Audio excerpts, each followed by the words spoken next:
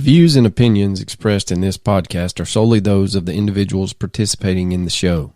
All persons described or mentioned in the podcast should be considered innocent until proven guilty in a court of law. This podcast contains subject matter such as violence and graphic descriptions along with adult language, which may not be suitable for all audiences. Listener discretion is advised.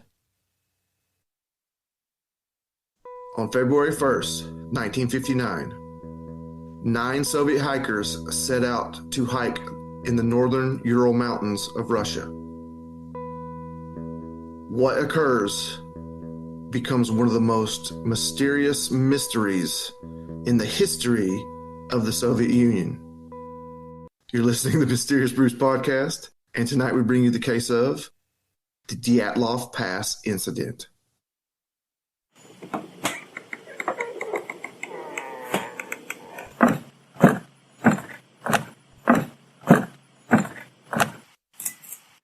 Welcome to a deep, dark, dank, moist basement somewhere in the bowels of Georgia.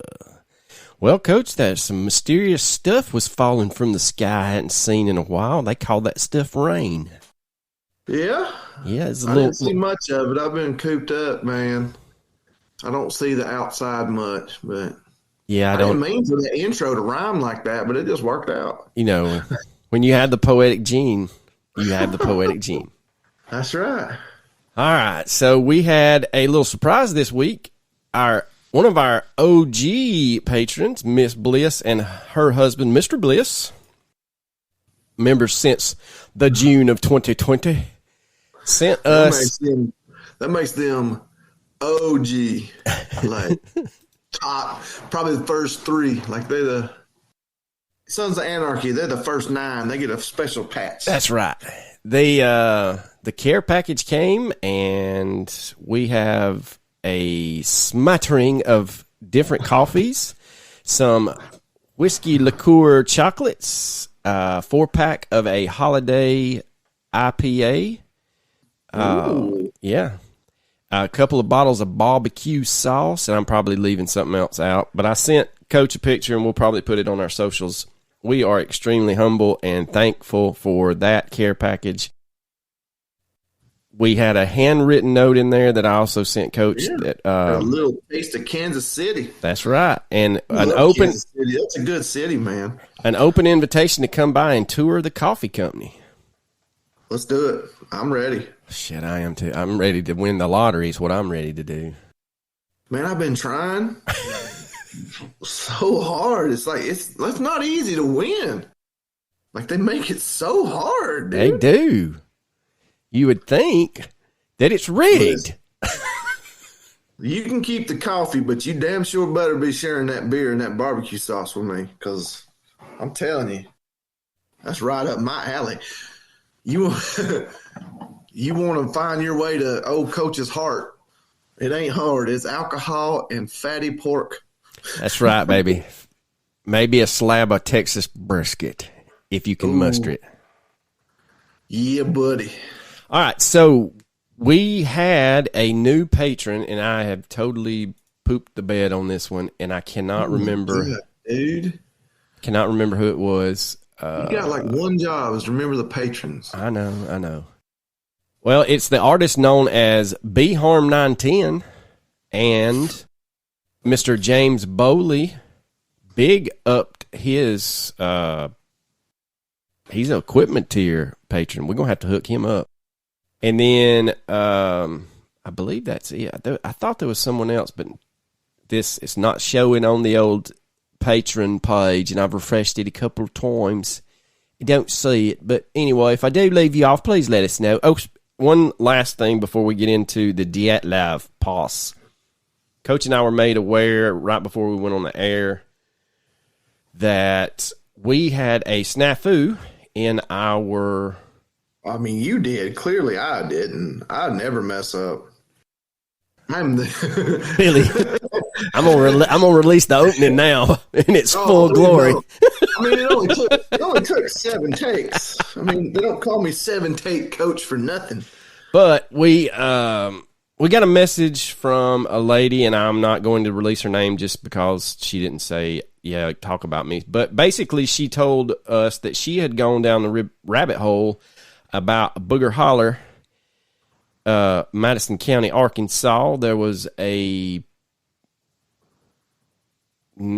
some kind of current case that went down in 2021, and somehow she wound up finding our episode 16 on Billie Jean, and then our reboot on episode 167, and I did respond by saying that it was an oversight on our part. I think we mentioned that Chick Phillips had been tried and acquitted for the murder of Billie Jean, and it was not Chick Phillips, it was a man named Clint Phillips.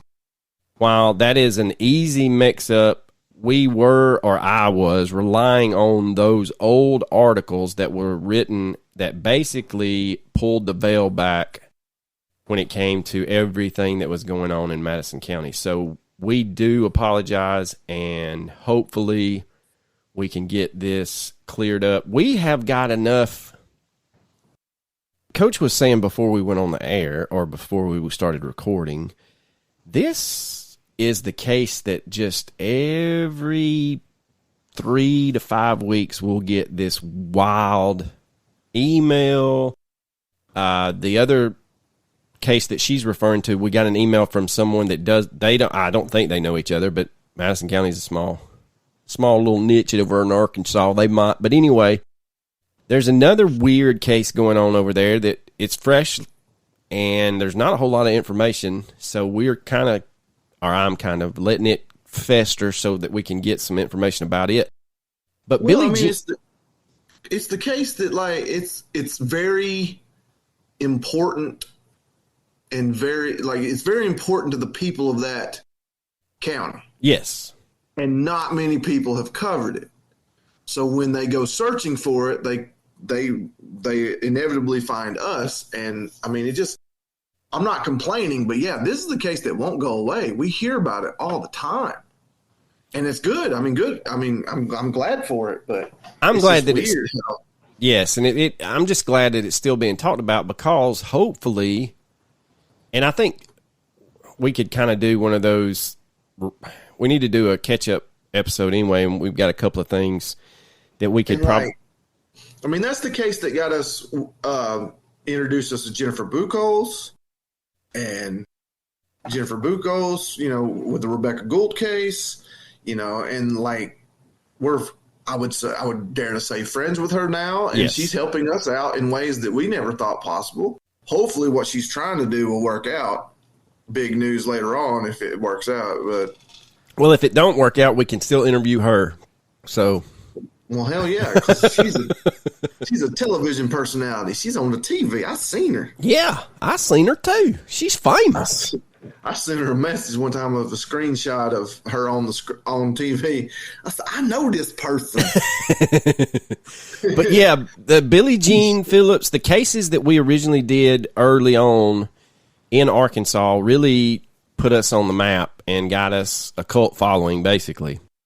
If people say, why do you do so many Arkansas cases? It's because the majority of our listeners come from Arkansas. They really do. They really do.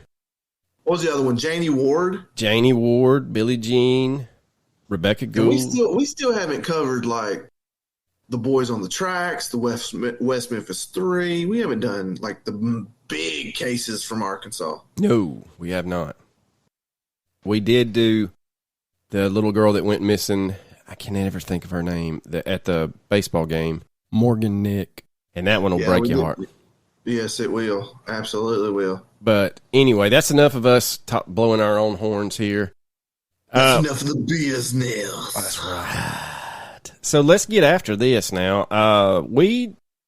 This is probably the most famous case that we haven't covered yet. Correct. And the way, we talked about it last week, there was a couple of angles that we could have went, and we could have gotten real thick in the weeds, and we decided not to. Now, we caught some flack on another famous case that we didn't give the entire backstory. We just gave our opinions on. But I'm going to I think we're going to give you. I mean, look, Maura Murray, we told that lady to begin. We told, we said, we're just going to talk about it. We're just going to blah, blah, blah, because there's so much information about her anyway. If you want to get the backstory, listen to this, listen to this, listen to this. And she's still like, you didn't cover nothing. And the thing is, lady, we have 2 full-time jobs. Those guys had a whole podcast dedicated to that case. Yeah, they're making a living off of it. Yeah. Now, don't get me wrong. We're not sponsored by Squarespace or Blue Chew or none of those motherfuckers. I mean, we want to be, but we're not. That's right. So, I still think of all the reviews we've got, positive and negative, I still think that one was the only one that's not fair.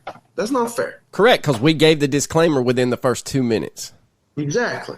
All right, so. Well, they did say they weren't going to cover everything, but they didn't cover everything.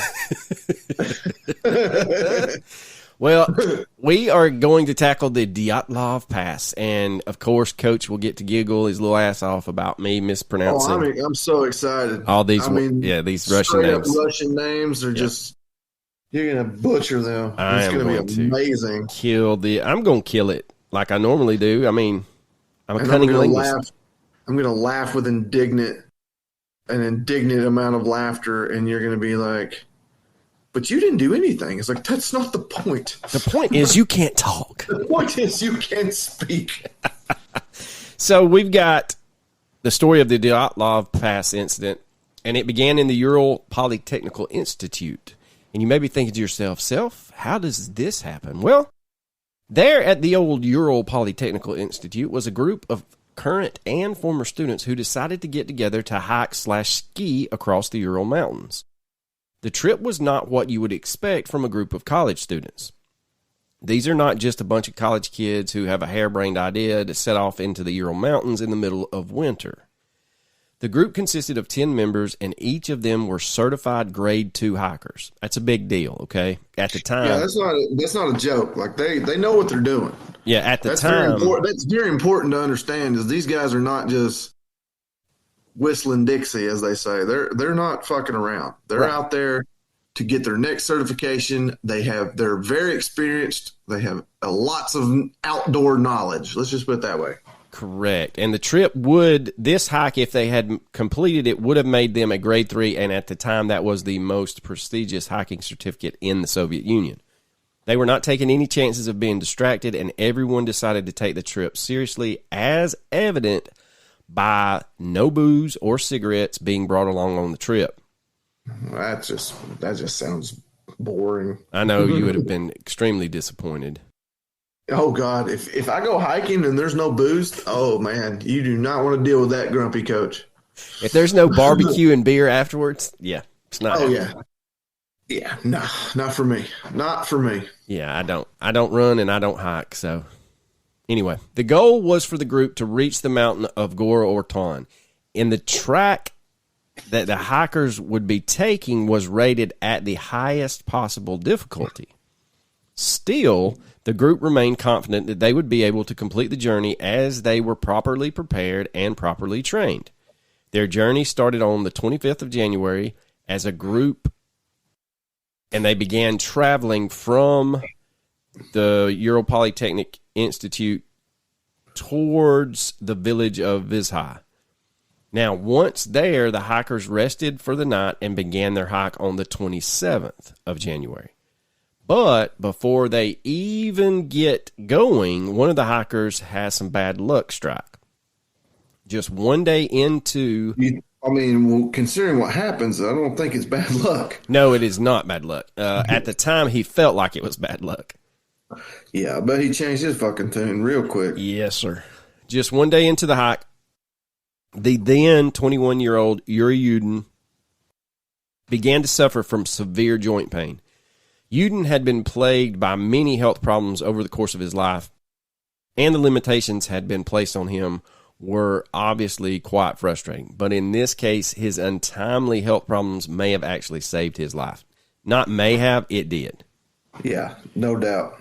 With a pain in his joints becoming so bad that he could barely get up and stand upright, Uden decided that he would only slow the hikers down if he stayed with them. So he made his decision to leave them, said his goodbyes, and he headed home.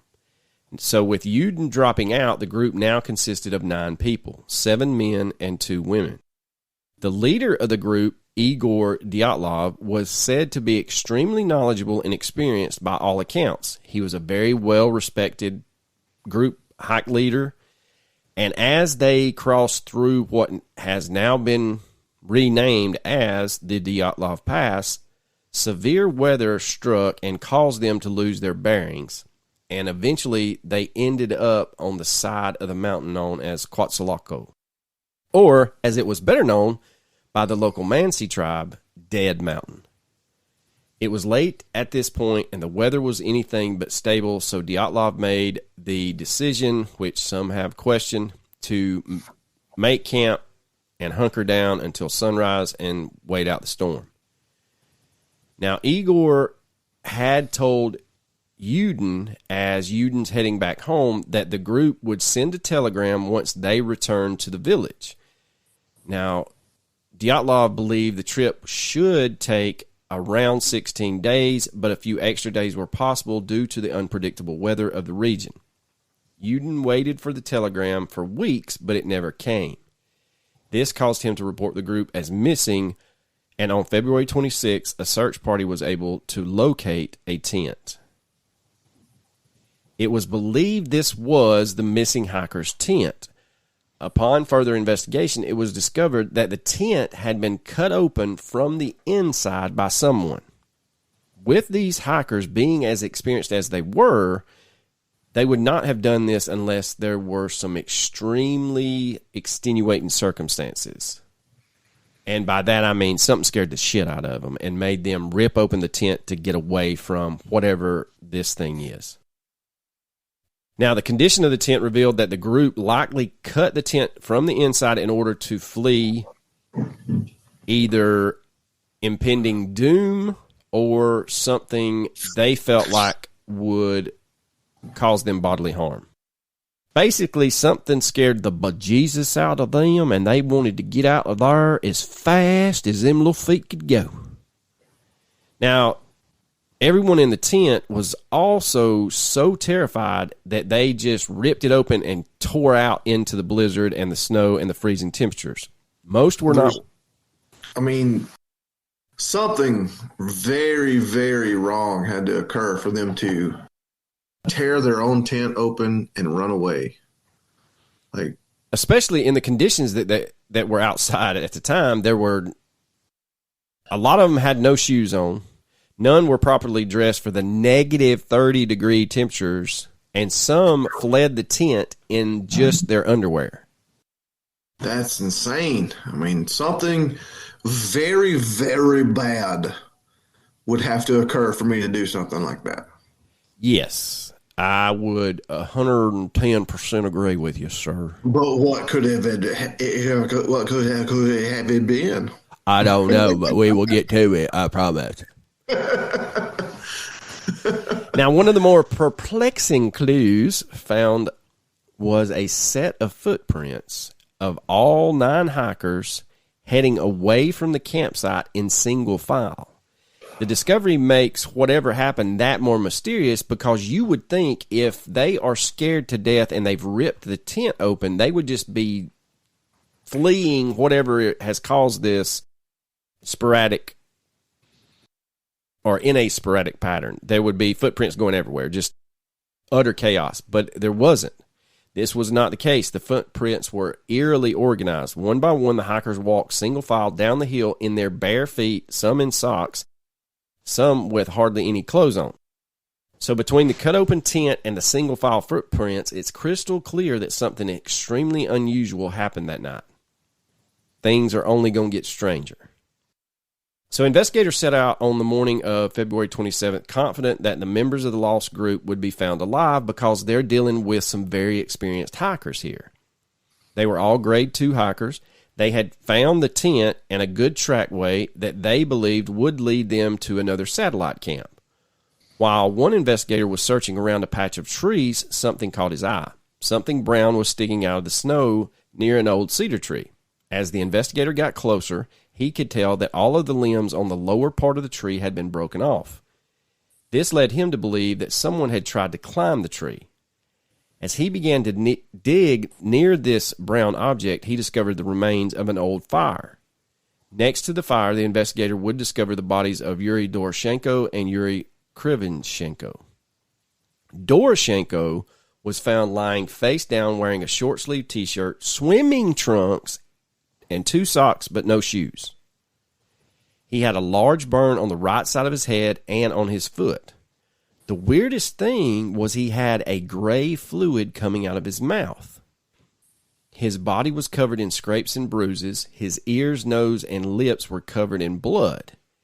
It is theorized that these injuries were self-inflicted from the agony of freezing to death.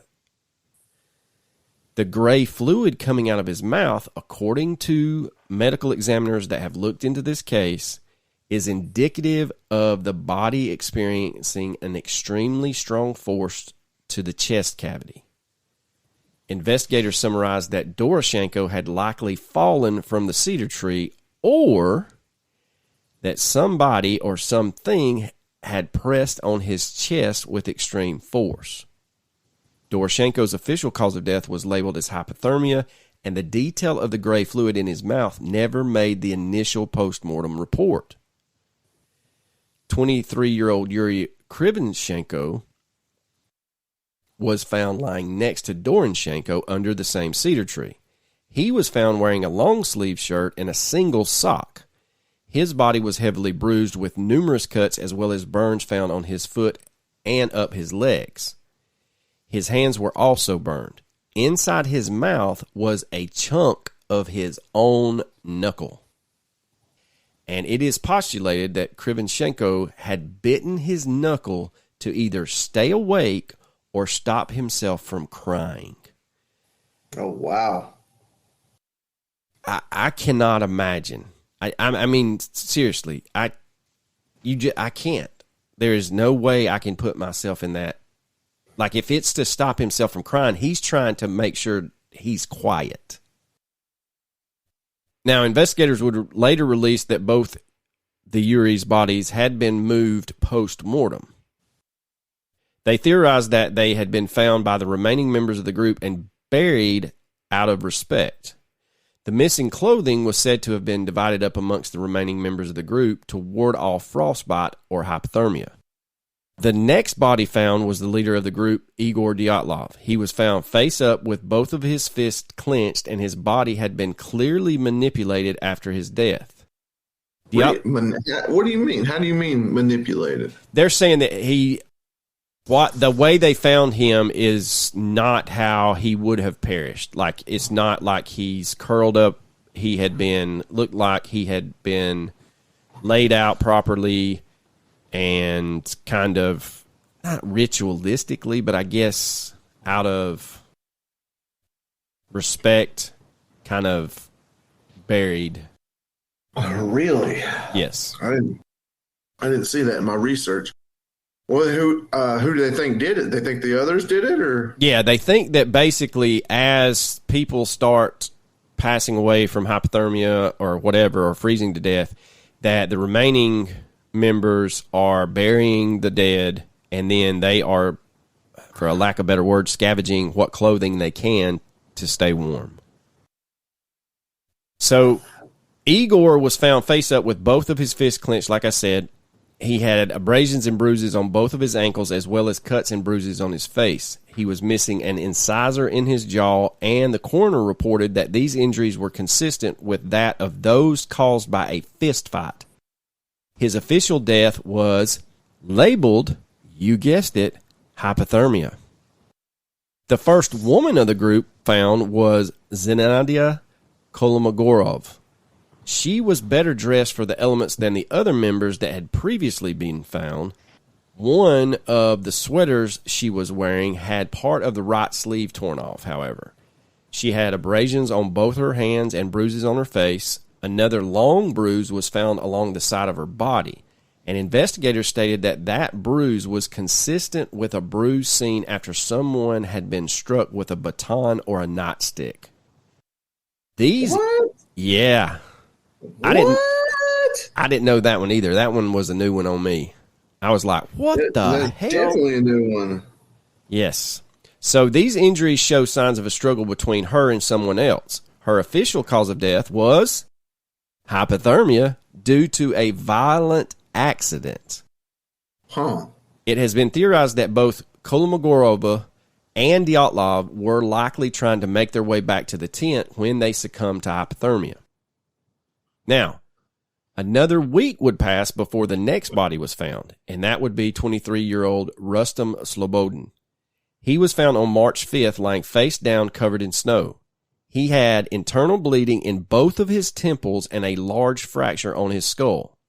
Whatever caused the fracture and the hemorrhaging remains a mystery, but medical experts concluded that Slobodin likely survived the injury for up to an hour after it happened. Now, the working theory is that Slobodin became extremely disoriented and dizzy after suffering these injuries and collapsed in the snow, still conscious and awake. Hypothermia would have set in very quickly, and Slobodin would have died within minutes of that, him collapsing, I guess, is the best way to put that. His body also showed signs that it had been moved post-mortem. Several months would pass, and a member of the Mansi tribe came across a den. This den was created by the remaining hikers, and it would have been a last-ditch effort for the remaining 4 members to survive that bitter cold night. Ultimately, that proved to be unsuccessful. Ludmila Dumanina was found with her body draped over a natural ledge, and I couldn't get any other information than it was just a natural ledge, with running water flowing directly next to her body. The tissue around her lips and mouth were missing, exposing her teeth and her upper jaw. Soft tissue was also missing from other parts of her face, revealing her cheekbone. 10 of her ribs were broken, and massive hemorrhaging had occurred in her heart. Sheesh. Yeah, that's a very violent act that occurred to her. Both of her eye sockets were also empty, meaning that both of her eyes had been removed. Oh. Yeah, but that could be, Scavenging, that's what I thought. Scavenging, predators, yeah. But still. When you think that this... broken ribs, that's a violent act that occurred. That's no joke. No. And a hemorrhaging of the heart. Her heart hemorrhaged from the impact of something. When you think that this poor girl could not have suffered any more, it was discovered that Dubanina's tongue had been removed. During the postmortem exam, her stomach contents were searched and her tongue was not found. This suggests that she was alive when her tongue was removed. Her cause of death was hemorrhaging into the right atrium of the heart, making her one of the only deaths to officially be ruled something other than hypothermia. It's that poor girl. Now, yeah, that's just, golly. I honestly can't even respond to it. That's just brutal. Yeah. Semyon Zolotaryov was the oldest member of the 9 hikers, and when his body is discovered, it appeared as if he was more prepared for the frigid conditions after exiting the tent. He was discovered wearing 3 pairs of pants, a long jacket over a sweater, 2 hats, a scarf, and boots. Despite his attire, he perished in a similar manner to Miss Dubinia. Zolotarov had mysteriously suffered blunt force trauma to his chest, along with 5 broken ribs. He was missing tissue along his right eyebrow, which exposed his skull. He also had a deep gash in the back of his head, and both of his eyes were missing from their sockets. His cause of death, however, was ruled hypothermia. Of course it was. So both Dubinina and Zolotarov have suffered these horrible... Once your chest has been, collapsed to the point where all your ribs break, you're very susceptible to hypothermia. Yeah, I mean, they're killing it with the cause of death. They're not doing so hot on the manor. Now, both Dubinya and Zolotarov had suffered their chest injuries while they were still alive. Medical experts concluded that their injuries were caused by a large force and could not have been caused by another human. Their internal injuries were similar to what you would see in a head-on car crash. Despite this, and the fact they're on the side of a mountain in the Ural Mountains, neither had any bruising or marks where the force would have hit them. This is still unexplainable and baffles medical examiners and investigators to this day as how these injuries were possible in such a remote area. Alexander Kolvatov's body was found near the den that was discovered by one of the Mansi tribe members. His clothing situation, while not as good as Zolotarov's, was better than the other members of the group. His jacket and pants were found with rips and tears along with burn marks on his jacket and socks. Kolvatov was missing both. Yeah, it's most and both. Kolvatov. Shit. I was doing so well, and then Moth. So here we go. Kolvatov's body was missing both of his eyebrows, and bone could be seen where they once were. His nose was broken, and his neck was found in a, quote, deformed state, which basically means his neck had been snapped. A gash was also found behind his right ear. Despite all of these clear signs of a struggle, the autopsy was left vague, and the cause of death was ruled hypothermia. Bingo! We got a double Jeopardy ding, winner. Ding, ding, ding, ding, ding, ding. What did I win, Johnny? You get a 12-pack on the house. Oh, shit. Hell yeah. Let's do it. So the remaining victims were found in May, and little to no explanation was given to any of their injuries, and their autopsies were just as vague as Kolvatov's. Some have called the autopsies misleading. I would say that's an understatement. Now, Nikolai Brignoli was found dressed similar to Zolotaryov, and the working theory is that Brignoli and Zolotaryov were both actually standing outside of the tent when whatever happened inside the tent occurred, and that's why they were dressed more properly. Brignoli was found with bruising on his lips and on the lower left side of his face. He had bled internally on his lower right forearm, which is extremely odd. I thought that was like a misprint, but basically it sounds like he had a severe contusion that didn't break his forearm, but caused internal bleeding. His skull was fractured and cracked all over the left side of his head. The way it was explained in one of the articles was like you had cracked an egg. The fractures would have had to have been caused by an extremely powerful force. The odd thing is, there were zero damages to the soft tissue on the top of his fractured skull. This also points to the fact that these injuries were not made by another human. After suffering these injuries, Brignoli would have most likely been in an unconscious state and would have perished in less than 3 hours. Now, each and every one of the deaths of the members of the group appear to be suspicious. All of the hikers had bruising and cuts on their bodies, specifically their faces.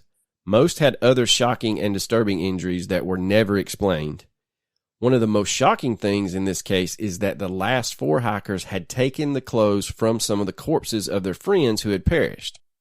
This would have been it's rumored that that's what had happened, but you know they talk about paradoxal undressing. Yes, that's a little foreshadowing by Coach because that's one of the theories. Oh, I'm sorry. No. Yeah, like apparently when you freeze to death, one of the last things that happen is your body actually feels very, very hot.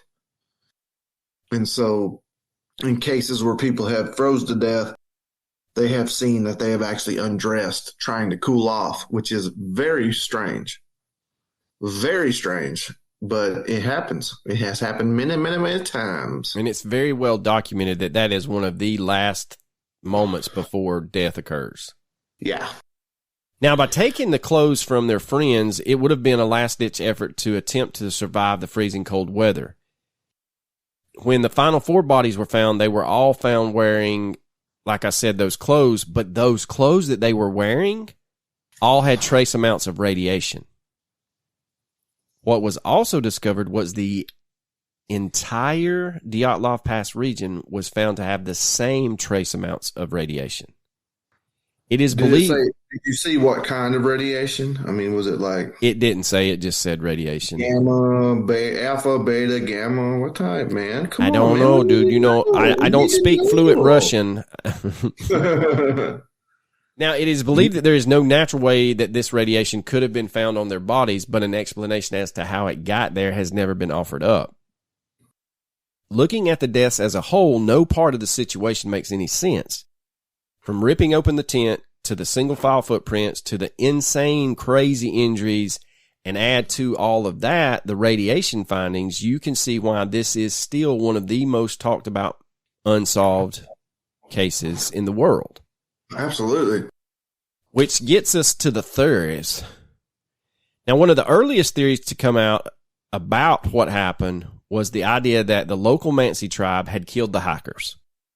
Now, remember that a storm had caused the hikers to wander off course and ended up on what is now known as Death Mountain. The mountain was home to the Mansi people, and it was theorized that they attacked the hikers when they ventured onto their land.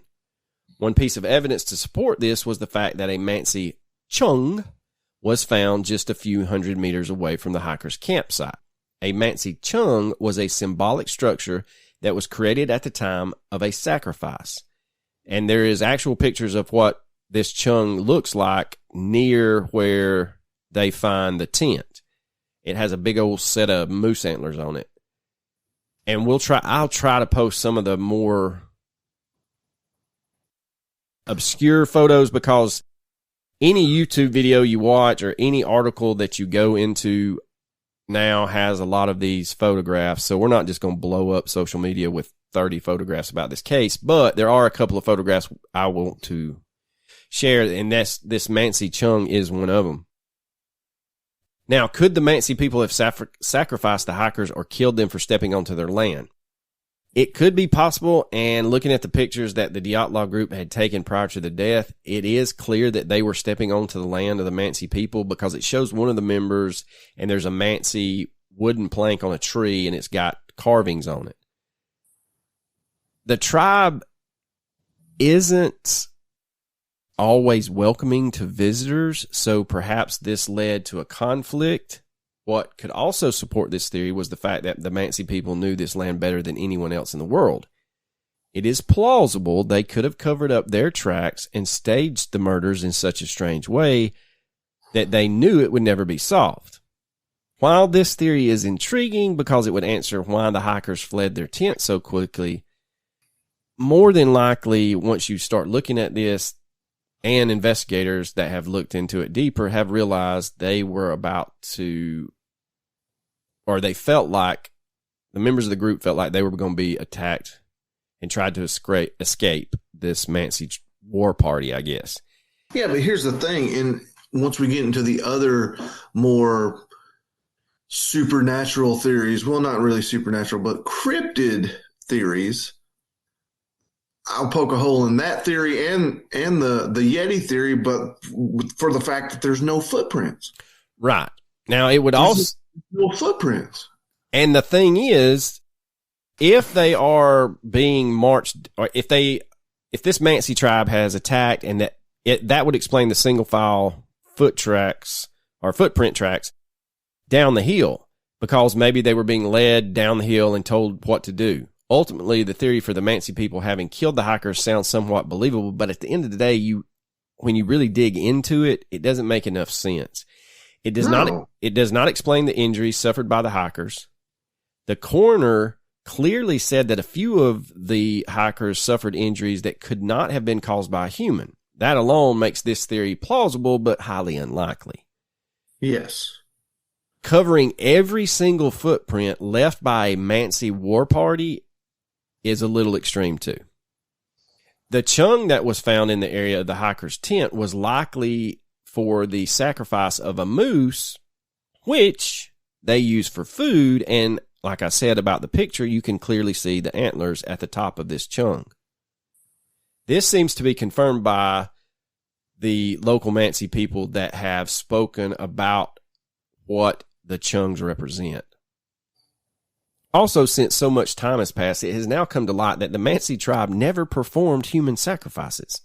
The Mansi used these rumors so that people would basically leave them the fuck alone on the mountains.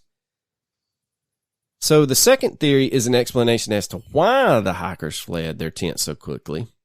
For them to practically destroy their main piece of shelter, they had to determine that their lives were in danger, and they had to think that the danger was approaching so quickly that they had to leave without being properly dressed. Because of this and the location of the tent, many now believe that an avalanche had caused the hikers to flee that day, even though the specific area is not known for having frequent avalanches. They were camped at the base of a mountain, meaning they could have been in a direct path of an incoming avalanche. This theory would explain why the hikers cut their tent open in such a hurry and left the safety of their shelter with only light clothing on. For obvious reasons, this has been the widespread theory that many have settled on. However, this theory doesn't explain how the hikers suffered such serious injuries. Remember, those who had suffered broken bones showed no signs of tissue damage near their injuries. This is significant because if an avalanche had caused a rock to strike them or caused them to crash into a tree or something like that, there would have been significant damage to their tissue around the broken bones. There would have been, at the very least, major bruising, and they would have been completely covered with cuts and scrapes from head to toe. Also, there was never any sign that an avalanche had taken place in that area that night. Although this is impossible to totally prove, scientists had agreed that it is unlikely that this ever took place. Now, despite this theory being 90% ruled out, an avalanche still could be partially to blame. It may be likely that the hikers had just thought that an avalanche was coming. Maybe they heard a loud noise or something like that and panicked and cut open the tent, and when they realized they had made a mistake, they walked single file into the woods in order to get another shelter in the trees. This sounds very rational, but it still doesn't explain what actually killed the hikers.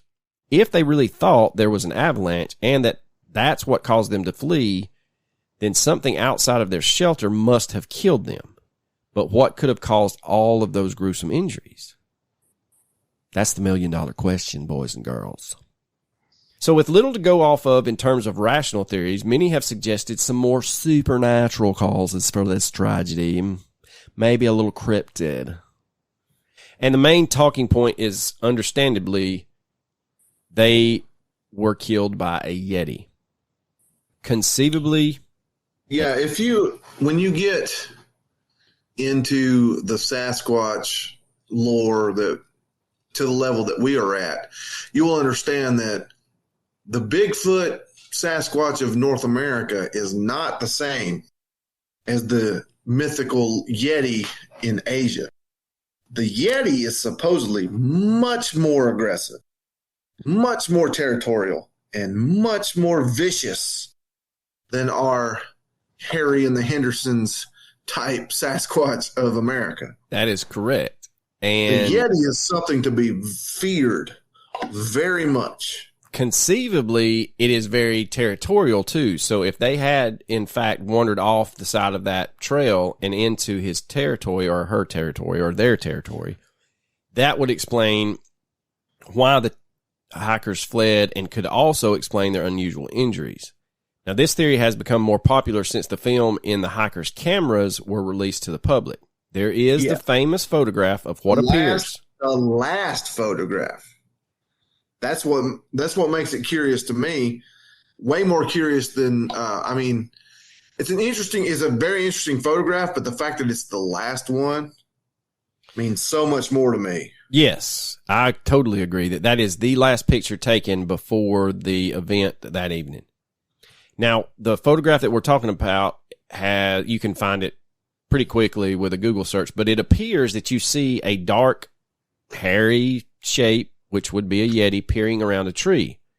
After analysis, this photo has been completely proven to be 100% real, and the image has not been doctored in any way. Now, naysayers claim that this is just a photograph of a man with his snow gear on. This image is unforgettable, and it only adds to the mystery. It's possible that it's a man in his snow gear, but it's a large man. Very large man. Because there was a Discovery docuseries maybe about when they reopened it. Shit, I don't know how long ago it was. And basically that's when they were releasing those photographs, and they went back out there and tried to, kind of like they did with the Patterson-Gimlin film, and estimate how tall that figure would have been and how wide that figure would have been, and it would have been massive. Yeah. Now, despite this looking somewhat like a Yeti, the theory has its shortcomings as well. The first issue is that there's no Yeti footprints found in the area. Now, for those of you new to our podcast and was not paying attention when Coach gave you his crash course on cryptids, Yetis are the colder weather version of our Bigfoots. That's why they're sometimes called the abominable snowman. While the Yeti theory checks a lot of boxes, it does not account for the radiation that was found on the hiker's clothing. It definitely does not. Now, another popular theory is the idea that aliens are to blame for the deaths of the 9 hikers. The main point for this theory is that bright lights in the sky were seen over the Dyatlov Pass on the night the hikers ran out of their tent. Local Mansi hunters claim that the lights looked like glowing spheres and matched the descriptions of what we now call UFOs or UAPs. On the body of Semyon Zolotaryov, a camera was found with severe water damage. Despite the obvious damage from sitting in the freezing cold for 3 months, the film inside the camera was eventually developed, and it's shown some very, very interesting things. Zolotaryov took pictures of some kind of light in the sky. Now, this could have just been damage to the film from the conditions it sat in, but believers of this UFO theory state that these photos are evidence of a UFO being near the hikers just before they fled their tent. The theory stated that this light form began coming after the hikers and caused them to panic and flee the tent. It is unclear what would have happened, but a popular belief is that the UFO caused the hikers to go into a trance. This made them walk down the mountain in a single file line. Now, just like the other theories, it checks some of the boxes, but still doesn't account for the radiation and the hikers fleeing their tent in the first place. It could potentially explain the injuries found on the hikers. One would have to assume that these aliens were very malicious and set out to attack and kill humans other than abduct them and do anal probing. I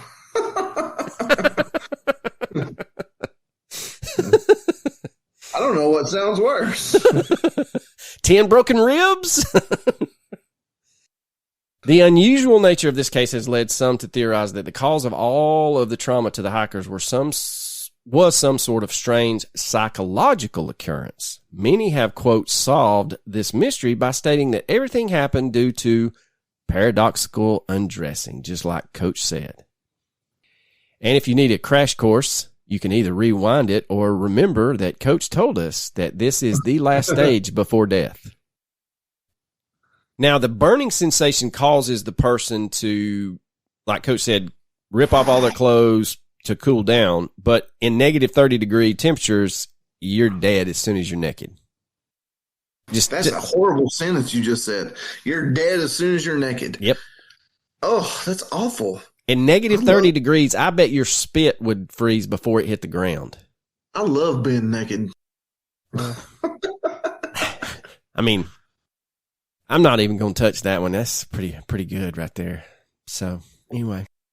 Now, this was initially used as the likely cause of the hiker's death because it explains why so many were found improperly dressed for such cold temperatures. The extreme effects of hypothermia could have caused the hikers to hallucinate or hear things. This would account for the hikers fleeing the tent from a non-existent threat. On the surface, this could appear to be the case, but if you look at the case in depth, you wind up scrapping this theory. For one, the last 4 hikers took the clothes of those who perished in order to stay warm. Also, a fire was found near the bodies of the first 2 hikers. All along the Dyatlov Pass were signs and evidence that these hikers were actively looking for warmth and trying to stay alive. This theory does not explain the injuries that occurred to the hikers. Now, this one is a new one to me, and I kind of remember this from a couple of years ago, but I'd forgotten about it. But it is another psychological theory that has been stated that the area around the Dyatlov Pass produces a low frequency wind, which creates what is known as a Kármán vortex street. This ultra-low frequency is said to cause panic attacks to a lot of those who experience it. It is possible that the hikers heard this and fled their tent due to this paranoia. By the time they made it down the mountain, they would have realized their grave mistake, but it was too late. Again, this doesn't explain how the hikers suffered such gruesome injuries, and it really just falls flat on its face when you have to take into consideration that for this theory to be true, you must accept that all 9 hikers would have had to experience the same psychological phenomena and react in the same way. It seems incredibly unlikely because no 2 minds are alike. So the idea that all 9 of them would have collectively acted in a way that would get them killed doesn't hold water. You would have to buy in that none of the hikers realized that fleeing the tent was an insane decision. Now, on the flip side is that maybe this was all part of the phenomena and maybe the group had a disagreement which caused a fracas. Possibly some members of the group began to slowly lose their minds while the others remained sane. These conflicting mindsets may have led to a physical disagreement that would have caused the minor physical injuries of the one that looked like he had been in a fight. Things may have boiled over as the tent was ripped and the group fought outside in the cold. Realizing the mistake that they had all made, the group may have calmed down and realized that they would surely die if they continued fighting in the frigid conditions. This could cause them to head for shelter of the trees below the camp. It is by no means a perfect theory, and it does not explain the horrible injuries. But then again, the perfect theory for this case doesn't seem to exist. No, not at all. There is no perfect theory. Now, It's another... ridiculous. It is ridiculous. You just poke holes in all of it. Now, another theory is that the Soviets covered up the real events of what happened. The Dyatlov Pass incident was initially buried by the Soviet government for nearly 3 years after it had happened. Once it was finally revealed to the public, inconsistencies in the reporting and in the autopsies were heavily rampant. Now, a lot of what we actually know about this case is from the early Soviet reports, meaning they could have misconstrued the information of the case in such a way that they knew no one would ever discover the truth. If this is true, then what could they have been hiding? The government would have had very good reasoning to cover up a Yeti attack or an alien attack for obvious reasons. Potentially, the military had come in after the group had encountered these things. One member of the search party claimed that a pair of military boot footprints was found within the 9 hikers' single-file trail. This could indicate that the hikers were ordered down the mountain by a member of the military, and from there, the group was, quote, taken care of. Now, the cover-up could have also been for a more plausible theory. This tragedy took place during the Cold War, and Russia was obviously trying to develop new and powerful weapons. These weapons would need to be tested. We now know from unclassified Soviet-era documents that they typically tested new weapons in remote and desolate regions, very similar to the area of the Dyatlov Pass. Maybe Russia was testing rockets or bombs in the area, and when they went off, it terrified the hikers and caused them to run away from their tent. Maybe these weapons had actually struck some of the hikers, causing their weird and horrific injuries. It was confirmed that rockets were shot at the direction of the Dyatlov Pass from a military group somewhere near the area. Of course, officials deny that the rockets would have landed anywhere close to the hiking group.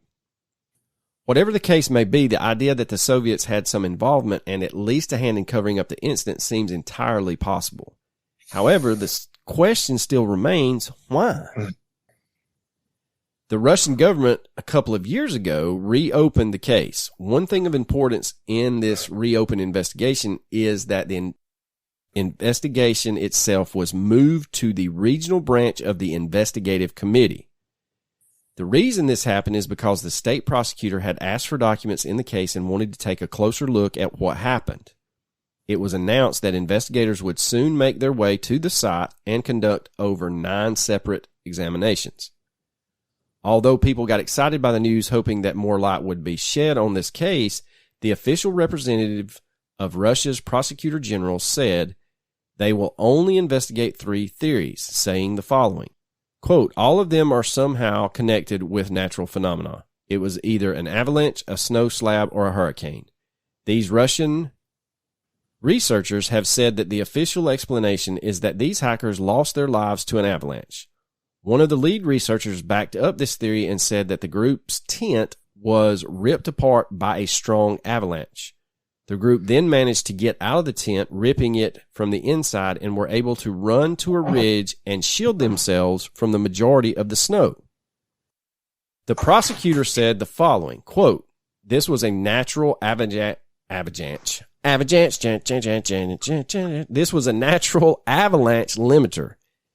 They did everything right, but here's a second reason that this group was doomed. When they turned around, they couldn't see the tent. Visibility was 16 meters or approximately 52 feet. After this is reported that the group tried to light a fire and search for their tent, but it seemingly vanished under the snow of the avalanche. However, in reality, it showed it would have been underneath said snow.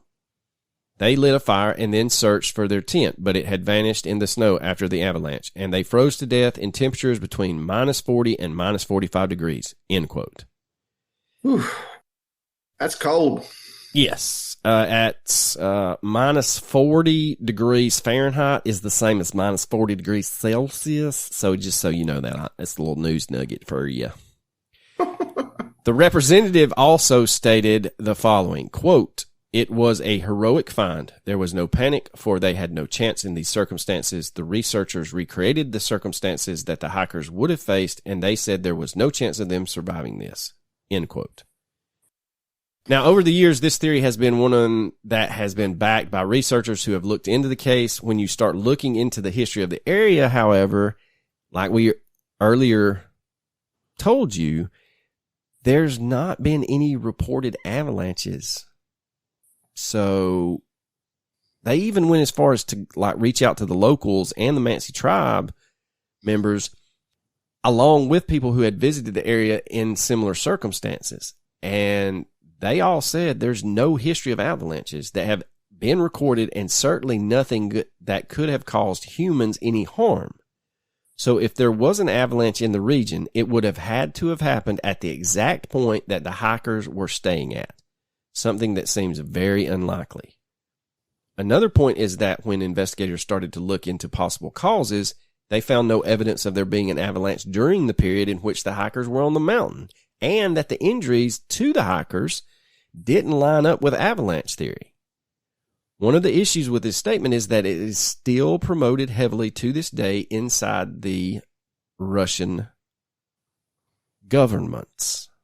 But when you look at the evidence, it seems this is actually one of the most unlikely causes for what happened. With this news, it only strengthened the point that the Soviet government is still, or the Russian government, is still covering something up. Despite the numerous theories out there pertaining to the Dyatlov Pass incident, none seem to solve everything. More than likely due to the improper reporting by the Soviets, the answers to this case will never fully come to light, especially since it didn't come to light until 3 years after it occurred. We can hope that someday new evidence will be released that blows the whole thing wide open. But until that day arrives, the Dyatlov Pass... Yeah, I doubt it too. But until that happens, the Dyatlov Pass incident will remain one of the greatest mysteries of all time. So what's your theory there, Slappy? Honestly, I don't know. I mean, I would like to, my cryptid believer side would love to be able to say, well, it was a Yeti, but the fact that there were no footprints, is a very curious thing. But that picture shows something very strange looking on. But I don't know. I mean, I can't let my wonderment and belief, my belief in the Sasquatch / Yeti cloud the fact that there's not any footprints. A fucking big ass Yeti is going to leave footprints. No doubt about it. Well, especially since the rescuers were on scene within a couple of weeks and they still found the track of footprints from the tent to that first tree where they found 2 of the bodies. So you would think even if a Yeti had been in the area, you would still see some sort of evidence of it walking around. I mean, yeah, they found their single file footprints. And I mean, we're talking Yeti's going to be what? At the very least, 500 pounds. If a 100-pound hiker is going to leave prints, a 500-pound Yeti is going to leave big-ass prints. So, but, I mean, I honestly don't have anything. How, dying of hypothermia is one thing, but when your chest is crushed in, what could have possibly done that? Well, and that leads to people say that leads you down the road of there was like an airburst, but it still doesn't take into consideration that there's no bruising or tissue. It's almost like I don't know, man. It's like a low frequency, like just shakes the shit out of your insides. Yeah, I don't know, man. I think this is why we didn't cover it for so long, is because there's just nothing. There's nothing there's no explanation. No, there's not. It's one of those cases where you can pick a theory, and then by the time you start researching that theory, you're like, well, hell, this doesn't account for A, B, C, and D. Exactly. That's exactly what I'm saying. There's no theory that we can give that you can't shoot a fucking barn door size hole through, Yeah, I had seen where somebody said it was like a small nuke, but back then they wouldn't have been able to make a small enough nuke that small enough cocktail the local Mansi wouldn't have known about. And then you would have also had them having radiation poisoning and shit like that. Yeah, exactly. So I don't know. I mean, short of they stumbled onto a Russian mining operation that has plutonium being mined or something. Yeah, I could see that. I mean, they stumbled upon something they shouldn't have, but I mean, still though, just everything that happened, like the tent and if they stumbled upon something they shouldn't have seen, blah, blah, blah, blah, blah, I think they all would have died. In similar fashion. But the fact that 6 of them died of quote unquote hypothermia, and the other 3 died of grotesque fucking wounds, including the girl that lost her tongue, that doesn't explain anything. No, it doesn't. I mean, I don't think they would have. I mean, there's no explanation for this. No, and like I said, this is always like doing research on YouTube. You'll find videos that say, "Oh, Dyatlov Pass incident has been solved," and then you click on it, and it's clickbait because basically you get the Russian government investigated. They did 9 experiments. They determined it was an avalanche. Well, I saw those. There's no evidence of avalanches occurring in that area ever. So there's definitely a cover-up of something going on by the government. So, like I said, we probably will never know exactly what happened. Oh, God, no. No. All right. Recommendaciones time. Well, I'm going to recommend something I've never done before. I'm going to recommend just a song. I've been listening to it like pretty much nonstop. It's such an amazing song to me. I love it. The artist is named Remy Zero. Remy and then Zero. And the song is called Fair. Huh. It is such a beautiful song. Look it up. It is beautiful. Well, this is not really a recommendation, I don't guess, but we used to watch Homestead Rescue with the Rainies from Alaska when my son was a wee bit younger, and we found the old on-demand Discovery for Homestead Rescue, and we've been binge watching all those old episodes. Man, the amount of ingenuity in that head of Marty Rainey is just unfathomable, man. Some of the stuff that him and his daughter and his son come up with to help these homesteaders out, man, is crazy good. So if that kind of interests you, that's, I guess, would be my recommendation, because Marty's always good for some good dad jokes. They're real corny, and he always wears a tux shirt. That white shirt he wears, but unbuttoned down to his navel, is a tux shirt.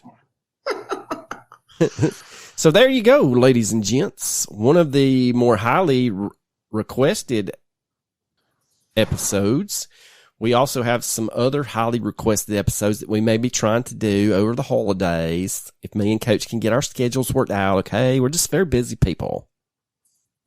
But anyway, if you have any cases that you want to recommend that are not solved, because you better not do that.